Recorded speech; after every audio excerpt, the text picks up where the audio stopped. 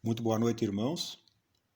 Com muita satisfação, estamos com vocês nesta oportunidade em que, infelizmente, precisamos de estar afastados pelas determinações das autoridades e também pelo problema que vemos enfrentando nesta oportunidade, né?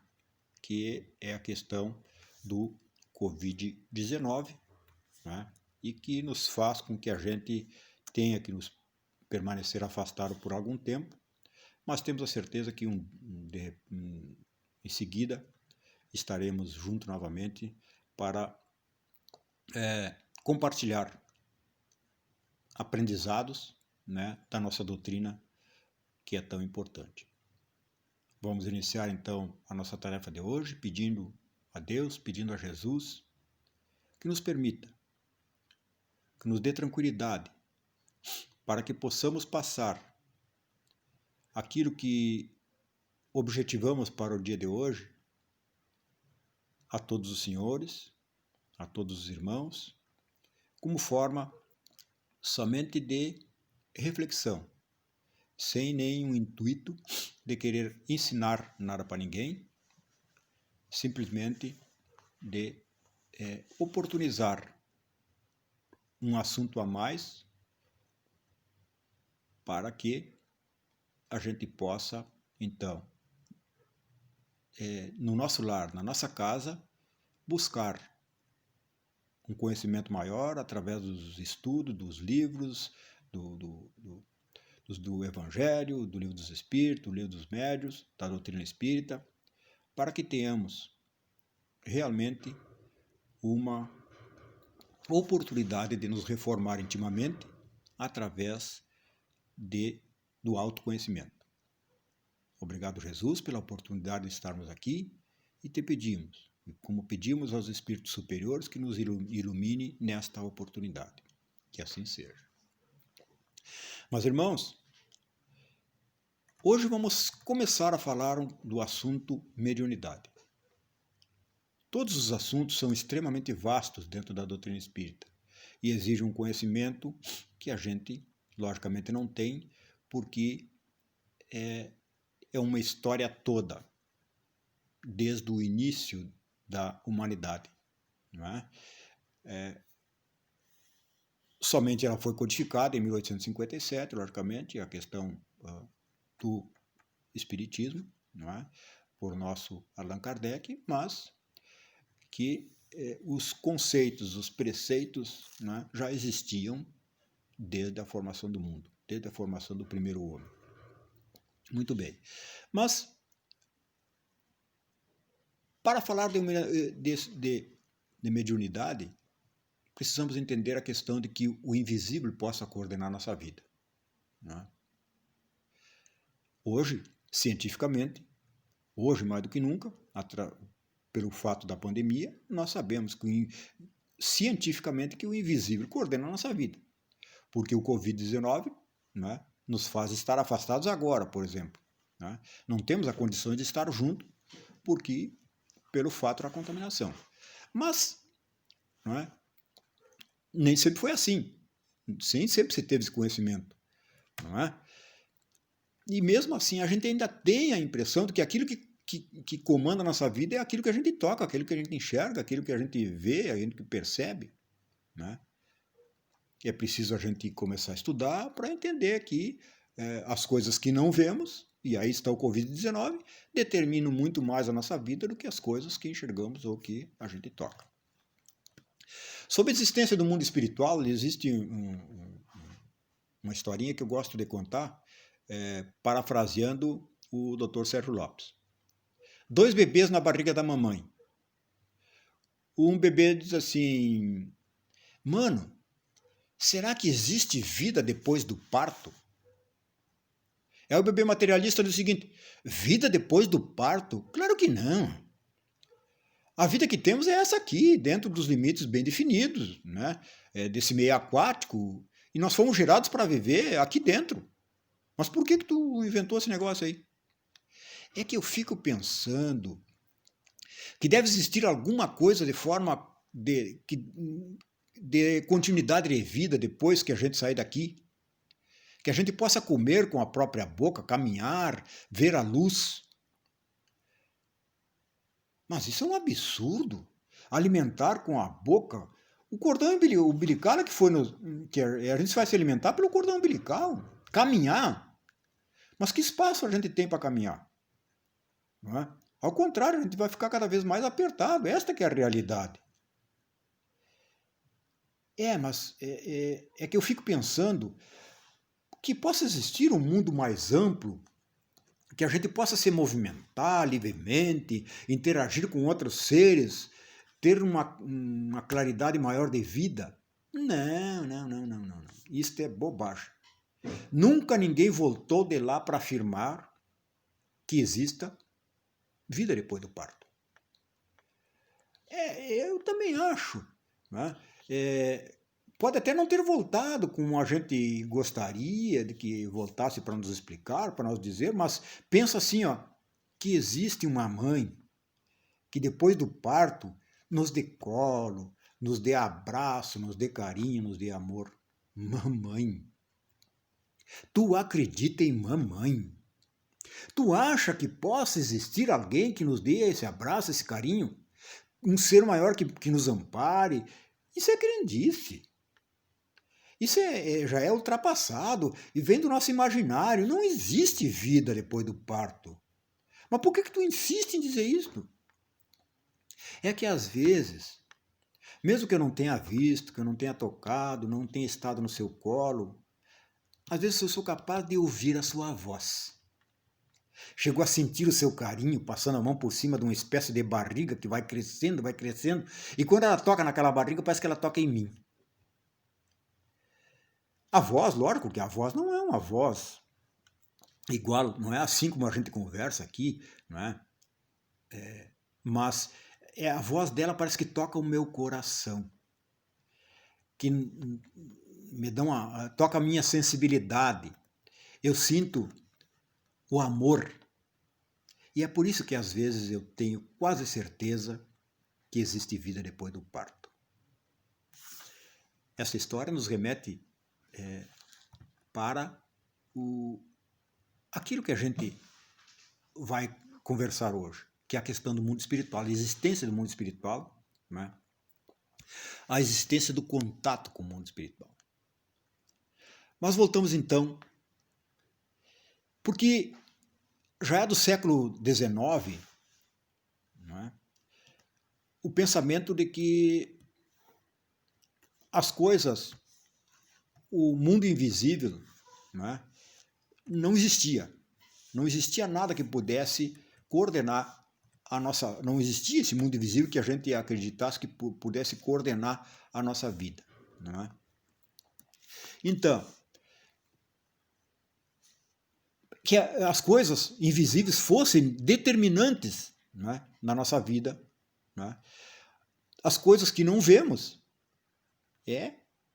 não influenciavam tanto. Parece que não influenciavam tanto. E sim as coisas que a gente via. Né? Segundo Sigmund Freud, os fatores inconscientes são mais importantes que os fatores conscientes. Muitas das coisas que passamos na infância, ou mesmo dentro do útero da mãe, são coisas que a gente não lembra mais, mas são determinantes em nosso comportamento, nosso jeito de ser, nosso jeito de agir, etc. O invisível, num certo sentido, então, comanda também a vida psicológica. Então, lá no século XIX, se descobriu que um outro tipo de mundo invisível que comandava o mundo visível. Se não, vejamos. Nos anos 1830, 1840, 1850, um pouquinho antes do advento do Espiritismo, a Europa foi praticamente dizimada pela febre puerperal. E o que era essa febre puerperal? Uma febre que acometia as gestantes até 36 horas depois do parto, vindo a falecer a mãe e a criança por uma febre de origem desconhecida. Para ter uma ideia, 2/3 dos nascimentos eram prováveis que não vingassem por conta da tal febre puerperal. Viena, na Áustria, tinha um hospital, que contratou um médico chamado Ignis Philips, Semmelweis, que foi contratado lá em 1842 para tentar desvendar esse mistério. No hospital haviam duas alas, né? A ala da gestante, duas alas da gestante, uma coordenada pelos médicos e outra coordenada pelas parteiras. A coordenada pelas parteiras tinha um índice menor de morte. E os médicos, que tinham técnica, tinham prática, tinham formação, o índice de morte era grandíssimo. Mas quais os motivos desse número alto de morte? Ignis começou a fazer uma avaliação, isolando os fatores, tentando isolar os fatores que contribuem para essa estatística. As especulações. Médico atendendo o paciente de um jeito mais grosseiro. Determinou-se que o médico tivesse mais cuidado. Não resolveu. Né? Suspeitou-se o fator diferencial, que os médicos saíam da sala de anatomia, onde examinavam os cadáveres, e com os mesmos jalecos, as mesmas luvas, os mesmos bisturi, e fazer parto. Porque, pessoal, o chique daquela época era o médico ter um avental ensanguentado. Que nem a gente chega numa oficina hoje, e o mecânico bom parece que o mecânico está todo sujo de graxa. Até que agora está começando a mudar um pouco esse sistema. Mas era sinal de experiência, era sinal de prática médica. Já o médico andar sempre com a mesma luva, o mesmo bisturi, era, de certa forma, elegante. Mas por que era assim? Porque até então não se suspeitava. Existiam, mas não se suspeitava dos micro-organismos. Ou existia uma crendice. Não se suspeitava que pudesse existir um mundo invisível que coordenasse as nossas vidas. Mas as parteiras eram mais aciadas que os médicos ensanguentados. Quer dizer, então os índices delas eram melhores. As parturientes que se atendiam com ela tinham índices melhores de sobrevivência, digamos assim. Então foi preciso modificar os hábitos dos médicos. Não mais avental ensanguentado, não mais o mesmo bisturi, trocar as luvas depois da necrópsia. Mas antes disto, se suspeitou que fosse ainda a questão do padre. Ora, até o padre, coitado do padre, entrou na história.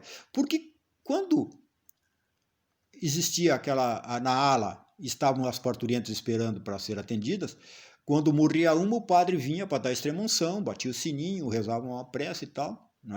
E aquela que era a próxima já sabia que ela poderia ser a próxima a morrer.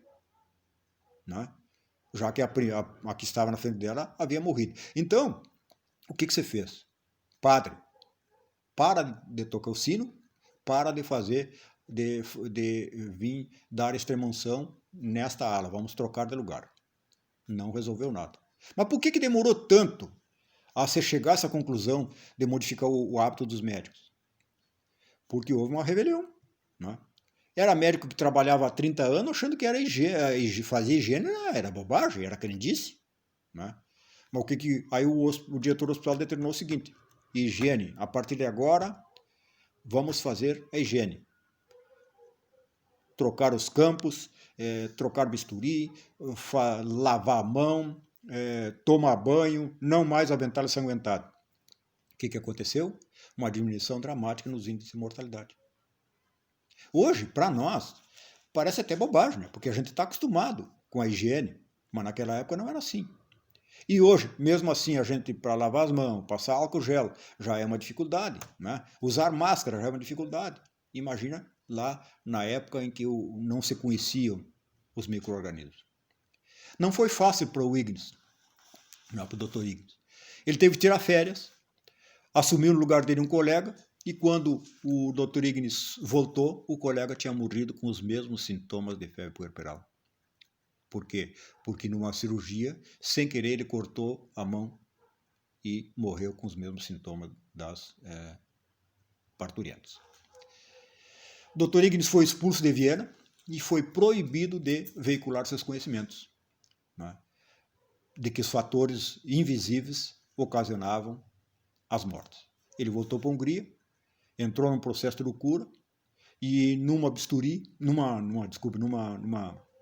cirurgia, num acesso de fúria, ele cravou o bisturi na mão e morreu de febre puerperal.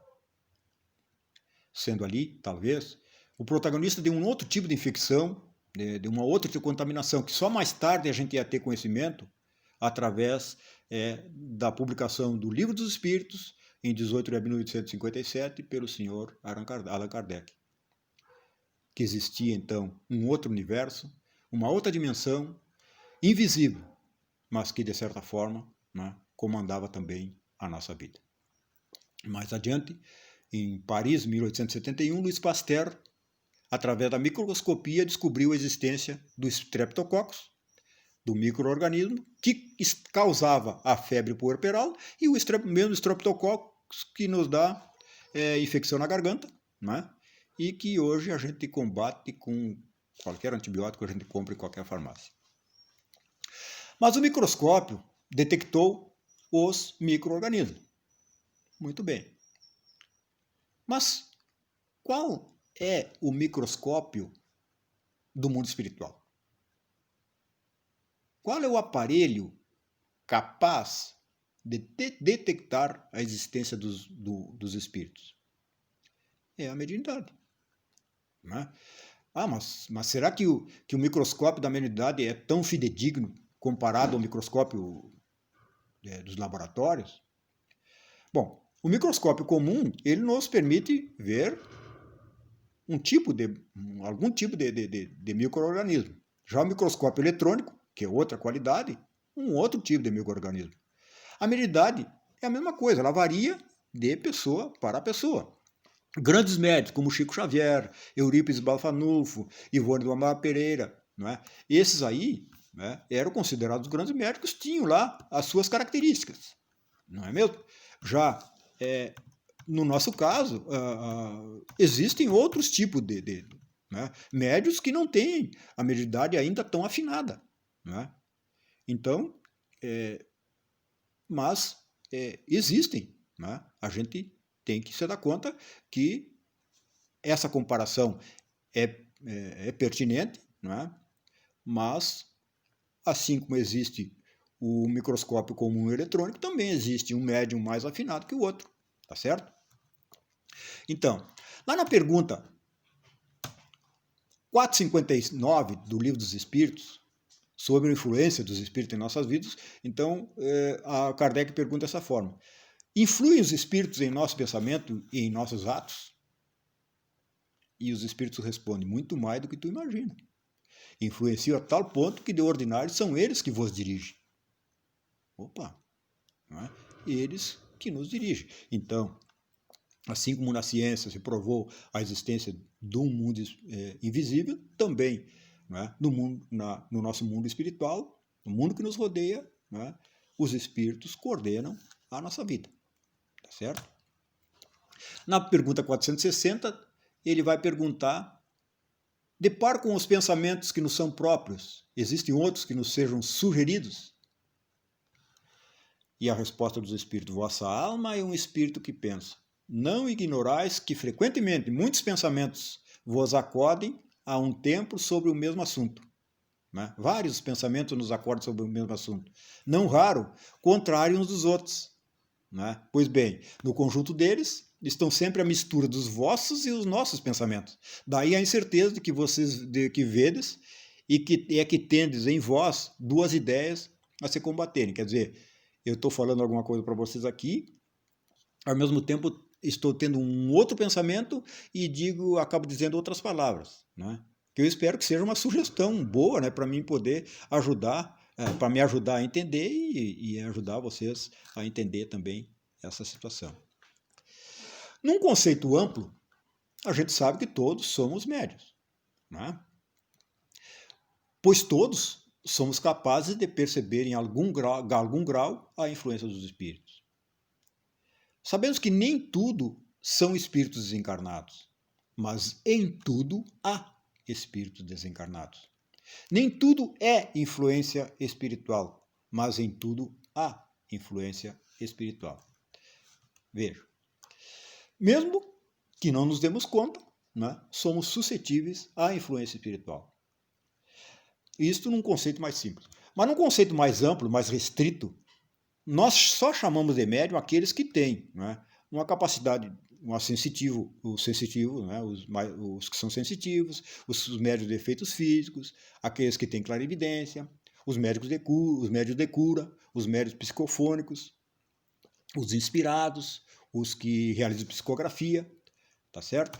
Então, esses são os mais, num sentido mais restrito, né? É aqueles que nós chamamos realmente de médium.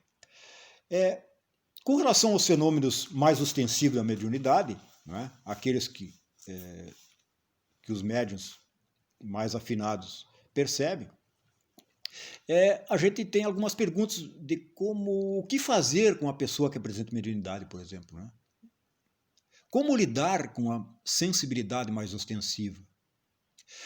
Nos estudos, nosso estudo então vai acabar passando pelas funções de uma glândula chamada glândula pineal, né?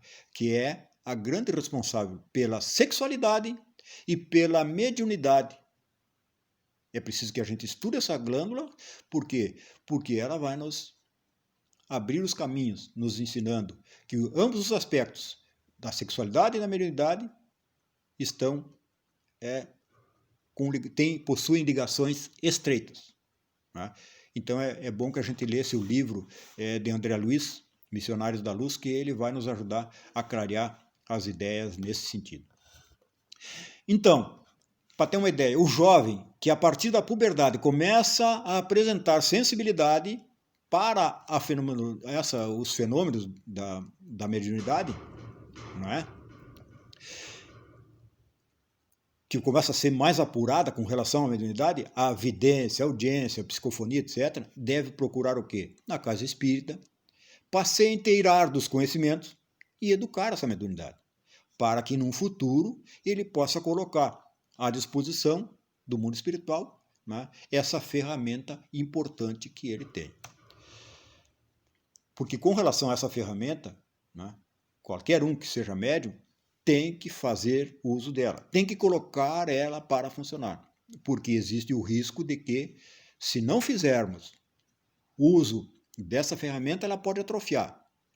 E se atrofiar, ela vai se transformar em doença. Então, é preciso que quem tem mediunidade ostensiva procure o centro espírita para trabalhar essa mediunidade ostensiva. Estudar, entender, compreender, para bem aplicá-la. Não é? Porque lá no centro espírita é o local próprio para, não é desenvolvermos a mediunidade. Assim como nas bactérias, não é, causam infecção importante no campo da contaminação biológica, tá certo? Também existem as contaminações espirituais, que são as obsessões, que, se não tratadas, vão responder, logicamente, pela contaminação psíquica e emocional do ser. Vemos aí, né, a depressão, a ansiedade, pânico, crises psiquiátricas de todo tipo, onde os diagnósticos médicos são verdadeiros, mas que existem os fatores espirituais associados, né, e que precisam ser tratados na casa espírita, no centro de apoio, né, que é o nosso centro de apoio inestimável. E é por isso que afirmamos, né, que o invisível coordena a nossa vida muito mais do que imaginamos. Por isso é que devemos seguir os ensinamentos de Jesus, que nos diz: orai e vigiai. Tá certo? Este era o assunto que eu gostaria de começar com vocês nesta oportunidade, né, falando de mediunidade, mas a gente sabe que quando a gente estuda, pega um assunto da doutrina espírita para estudar, ele tem um começo, mas o final, né, a gente não tem condições de terminar, porque a cada momento a gente vai aprendendo coisas novas, né? Ele pode até ter um início, mas fim eu acho que não está nesta encarnação a oportunidade da gente conseguir se inteirar de todo o conhecimento. Gostaria de agradecer a oportunidade de estar com vocês, né? E espero ter conseguido passar uma reflexão para esta noite. Muito obrigado, que Deus esteja conosco, que assim seja.